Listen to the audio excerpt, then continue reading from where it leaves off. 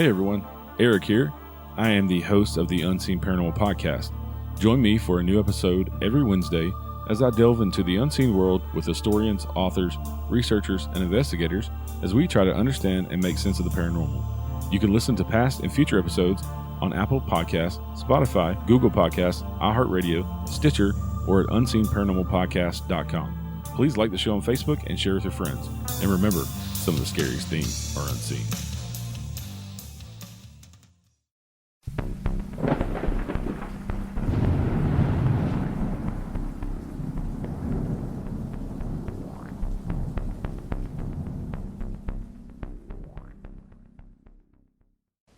Hi everyone, it's almost Halloween. Can you believe we only have a few more days until all the stores will start taking down Halloween decorations and then putting up Christmas stuff? Hopefully you caught our last episode on Calhoun Square in Savannah.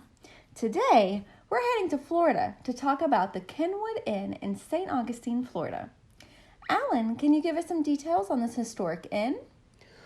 On the northwest corner of Bridge and Marine Streets, close to the St. Augustine Historic District, you will find the oldest bed and breakfast in St. Augustine, Florida.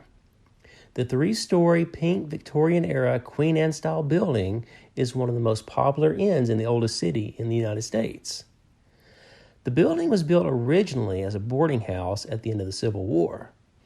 In 1886, it became the Hotel Le Bord. The building was built originally as a boarding house at the end of the Civil War. In 1886, it became the Hotel Le Bord.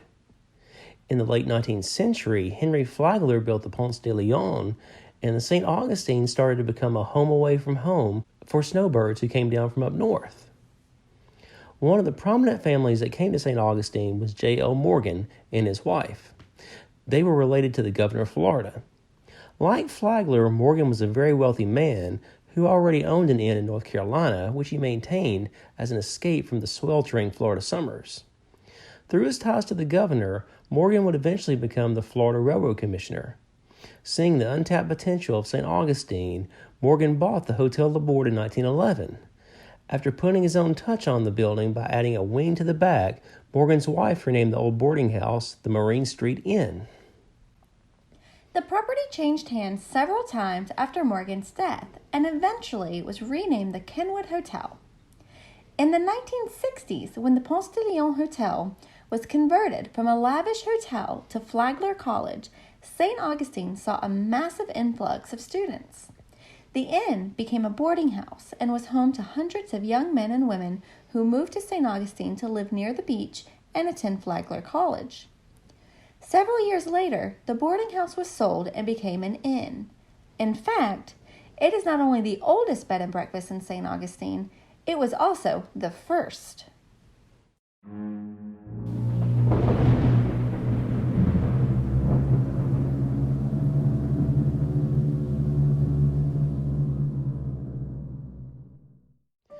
Guests that stay in room 7, which is also called the Country French Room, they share their quarters with an entity named Raymond.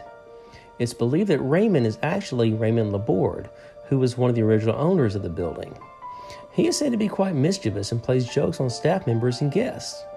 Raymond likes to mess with the lights in room 7 and turns them off and on from time to time.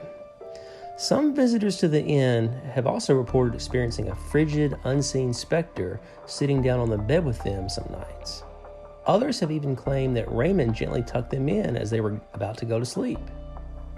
Raymond has also been known to walk around the halls at night, as guests have reported hearing heavy footsteps at odd hours of the night.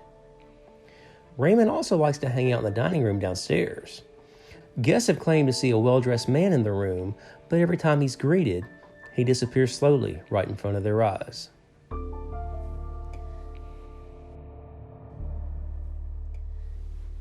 But Raymond isn't the only ghost at the Kenwood Inn. The spirit of a beautiful young girl named Lavender also is believed to be staying at the inn. According to legend, Lavender had a room at the old boarding house in the early 20th century. As a single young woman in St. Augustine, Lavender had many suitors. But the one who swept her off her feet was a local doctor who would come visit her frequently. Lavender was in love and considered him to be the man of her dreams, except for one small thing. The young doctor was married, but he swore he was going to leave his wife and promised Lavender that they would be together. However, as days turned to weeks and weeks into months, he always seemed to have a reason why he couldn't leave his wife each time Lavender asked him about their future. Finally, Lavender had enough and decided she would give the doctor an ultimatum: leave his wife, or she would tell her about their torrid love affair. Late one night, the doctor made a house call to see Lavender, as he normally did. But during his rendezvous, something was a little off. Lavender broke down in tears and told him she could no longer see him if he was going to go home to his wife. Again, the young man promised he was going to get a divorce, but just needed more time. Typically, Lavender would give in, but this time she was angry and told him flat out that she couldn't see him anymore.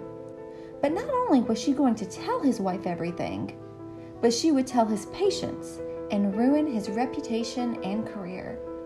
The physician became enraged and started shouting at the young lady. As Lavender stood her ground, refusing to back down, the situation quickly escalated. The doctor grabbed a knife and began violently stabbing her. Confused and betrayed, Lavender fell to the ground into a pool of her own blood. Within minutes, her broken heart stopped beating. The doctor fled the scene, but was apprehended a short time later and charged with murder. But being a wealthy man with friends in the right places, his attorney managed to sway a jury of his peers, and he was acquitted of Lavender's murder. Since Lavender's tragic death and her murderer's acquittal, she has chosen to stay behind at the old boarding house and makes herself known from time to time. Guests have claimed to smell sweet perfume around the inn when no one is present.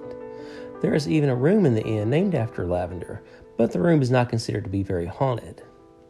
Most hotels and inns in St. Augustine tend to run away from their alleged ghosts, but the Kenwood Inn actually embraces their eternal guests.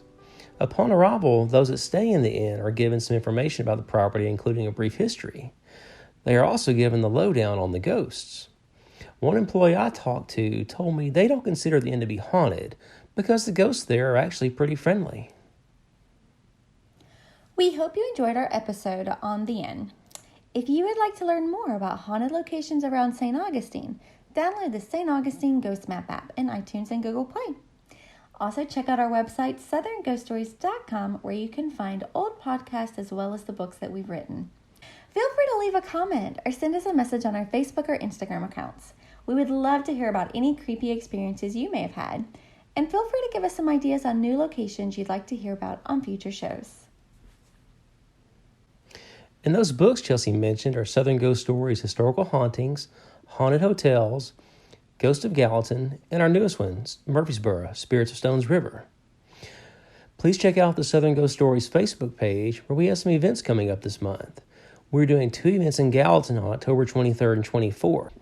We will keep everyone updated through the Facebook page. I'll also be at the Shadow Chasers Ghost Walk in Murfreesboro on October 30th. You can find out more information about that also on the Facebook page. Be sure to subscribe and leave a 5-star review. Those reviews are very helpful, and we really appreciate everyone who's taken a few minutes to do it for us. Please check back with us next time as we head up north to Salem, Massachusetts to talk about the Samuel Pickman House. Hi everyone! It's almost Halloween! Can you believe we only have a few more days until all the stores will be taking our... Let me start that over again. But we are still going to get to spooky... We are still going to get a spooky on the podcast. It didn't make any sense. It's a weird sentence. We get spooky with a pizza pie. The doctor fled the scene, but was apprehended a short time later and charged with murder. But being a wealthy man with friends in the right places, his attorney managed to sway a jury of his peers, and he was acquitted of Lavender's murder.